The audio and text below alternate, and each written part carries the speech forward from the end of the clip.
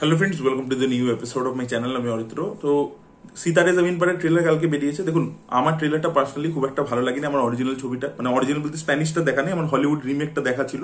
তো আমার মনে হয়েছে ফ্রেম বাই ফ্রেম রিমেক হয়েছে, এবং বাস্কেটবল স্পোর্টসটা আদেও ইন্ডিয়াতে অতটা বেশি পপুলার নয় যেভাবে বিদেশে পপুলার। তো সেইটা একদম ফ্রেম বাই ফ্রেম, এবং আমির খানের পারফরমেন্স একটু অ্যানিমেটেড মনে হয়েছে। তো আমার পার্সোনালি ট্রেলারটা খুব একটা আমার জন্য ওয়ার্ক করেনি, আমি সেটা বলেছিলাম। এবং অনেকের খুব ভালো লাগছে, অনেকে দেখতেই পারে, অনেকের ভালো লাগতে পারে। প্রত্যেকের তো সেম সেম জিনিস হবে না, সাবজেক্টিভ ব্যাপারটা।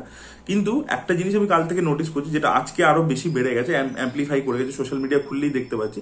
সেটা হচ্ছে, এখানে তো আপনারা দেখতে পাচ্ছেন যারা স্পেশালি এবল লোকজন রয়েছে তাদেরকে দিয়েই মানে অ্যাক্টিং করানো হয়েছে। আপনার ট্রেলারটা দেখে সেটা পরিষ্কার হয়ে গেছে। এবার তাদের মধ্যে একটা ক্যারেক্টার ছিল যে বলছে যে আমি লাল ড্রেস পরেই আর কি খেলবো আর কি। তো বলছে না, অপোনেন্ট টিম লাল ড্রেস পরছে, বলছে তাহলে আমি অপোনেন্ট টিমের হয়ে খেলবো। সেই যে ক্যারেক্টারটা, যে অ্যাক্টর প্লে করছেন, তার আমি নাম জানি না। তো তার সাথে এই যে রাজুদা, যিনি পকেট পরোটা, সেই রাজুদা, তার সাথে রিজেমলেন্স আছে আর কি, মানে মুখ চোখ আর কি একটু সেম দেখতে আর কি। এবার এইটা নিয়ে এমন একটা সোশ্যাল মিডিয়াতে শুরু হয়ে গেছে, লোকে বলছে রাজুদা পকেট পরোটা ফাইনালি বলিউডে চান্স পেলো, আমির খান তাকে সুযোগ দিল, হ্যান ত্যান। মানে কোন জিনিসটা নিয়ে আর কি মারা উচিত কি উচিত না, এটা না লোকে ভুলেই গেছে। ঠিক আছে, আপনার সিমিলার দেখতে মনে হতেই পারে, ঠিক আছে, যে এক ঝলক আপনি দেখলে আরেকবার চালিয়ে দেখে নিন ট্রেলারটা, তাহলেই ব্যাপারটা সলভ হয়ে যায়। আমিও ট্রেলারটা দেখেছি, আমার কিন্তু একবার তখন প্রথমবারও মনে হয়নি। দেখলাম তাদের তো আমি মেনশন করতাম ট্রেলার রিভিউর মধ্যে, তো আমার কিন্তু ওরকম মনে হয়নি।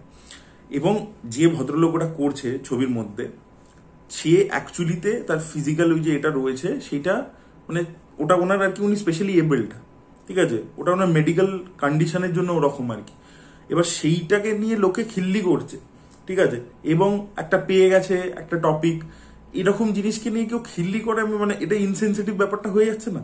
এবং অন্যদিকে রাজুদার মতো লোকে মানে খিল্লি করতে পারলে নিজেদেরকে কিছু মানে মানে অর্গাজম হয় আর কি লোকেদের। এটা আমি দেখেছি, এটা যখন সেই আগের বার রাজুদার পকেট পাওয়াটা সেই একটা কোনো ওয়েব সিরিজের প্রমোশন ইত্যাদিতে তাকে ব্যবহার করা হচ্ছিল, সেটা নিয়ে প্রচুর লোকে, অনেক শিল্পীরা সব হ্যাচ প্যাচ না বলে, তখন আমি ভিডিও বানিয়ে বলেছিলাম যে মানে এটা তো লোকে তাকে পপুলার করছে, লোকে তাকে সামনে আনছে, লোকে তাকে নিয়ে মজা নিচ্ছে, খোরাক নিচ্ছে। সে কখনো কখনো রেগে গেলে দেখি সেটা নিয়েও ভিডিও লোকে করে ছেড়ে দেয়।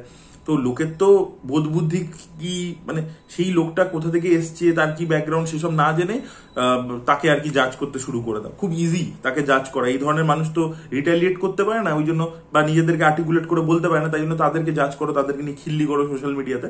এইভাবে আর কি অনেক লোকের আর কি, মানে কি জানি না, মানে একটা স্যাডিস্ট মাইন্ডসেট আর কি। তো সেটারই আর কি একটা পরিচয় রাজুদাকে নিয়ে তো বহুবারই হয়েছে, বিভিন্ন ভাবে হয়েছে, ব্লগার্সরা করেই থাকে, ফুড ব্লগার্সরা। তার পরবর্তীতে আবার দেখছি যে একটা কোথায় একটা রিজেমব্লেন্স পেয়ে গেছে, সেটা নিয়ে চারিদিকে কথা, মানে সেটা নিয়ে খিল্লি। এটা খিল্লি করার মতো প্রথম কথা বিষয়, কারোর সাথে একটা রিজেমব্লেন্স যদি কারোর থাকে, সেটা নিয়ে খিল্লি শুরু হলো। এবং সেইটা মানে, এবং যাকে নিয়ে খিল্লি করছে, যে ভদ্রলোক ওই ছবির মধ্যে করছে, সে মানে আমি জানি না, মানে মানুষ যে কোনো জিনিস নিয়ে সবের নামে আর কি কমেডি চলছে। কদিন আগে আমরা তো দেখেছি, মানে সামিয়া রায়নারই কত ফ্যান ছিল, তো সেটা এখন আলটিমেট মানে বন্ধ হয়েছে শোটা, বাট সে তো বিদেশে গিয়ে শো এর পর শো করে, তো লোকে সেই সব জিনিসপত্র লোকে এনজয় করতো, লোকে ডিফেন্ড করতে আসতে দেখেছি আমি কমেন্ট সেকশনে। তো এটা নিয়ে হওয়াটা স্বাভাবিক। তো মানুষের আর কি মাইন্ডসেটটা খুব বাজে দিকে চলে যাচ্ছে আর কি, সেটাই নোটিস করলাম, এটাই বলার ছিল। তো আপনারা প্লিজ এটা নিয়ে খিল্লি করবেন না আর কি, ঠিক আছে। এই ছবিটা অ্যাকচুয়ালি যে বক্তব্যটা, আমার পার্সোনালি ট্রেলার ভালো লাগুক চাই না লাগুক, এখানে যে বক্তব্যটা সবকা আপনা আপনা নর্মাল হতে হয়, তো তার ইনক্লুশনের কথা বলছে ছবিটা, ঠিক আছে, তাদেরকে ইনক্লুশনে রাখুন, ঠিক আছে। আপনি সেটাকে নিয়ে খিল্লি করছেন এই জিনিসগুলোকে নিয়ে, সেটার জন্য ছবিটাতে দেখানো হয়নি, ছবিটাতে ওটাকে দিয়ে কমেডিটা করানো হয়নি। ছবিতে কমেডিটা অ্যাকচুয়ালি আমির খানের ক্যারেক্টারের উপর যত জোকস বলা হয়েছে, ঠিক আছে, যে আমির খান যখন বলছে পাগলকে পাগল নিয়ে বলছে, তখন বলছে টিঙ্গুকে টিঙ্গু নিয়ে বলছে, তো ওর এই যে বাচ্চাগুলো মিলে ওর মধ্যে একটা পরিবর্তন আনবে, ওর যে ন্যারো মাইন্ডসেটটা তার মধ্যে একটা পরিবর্তন আনবে, যেটা আপনাদের মধ্যেও আসার প্রয়োজন আছে। আপনাদের মাইন্ডসেটটাও প্রচন্ড ন্যারো হয়ে গেছে, that is the biggest problem, যে এই জিনিসপত্রগুলোকে নিয়ে যোগ করতে হচ্ছে। Don't understand. তো এটাই বলার ছিল। আপনাদের কি মতামত অবশ্যই কমেন্টে জানাবেন। Thank you so much.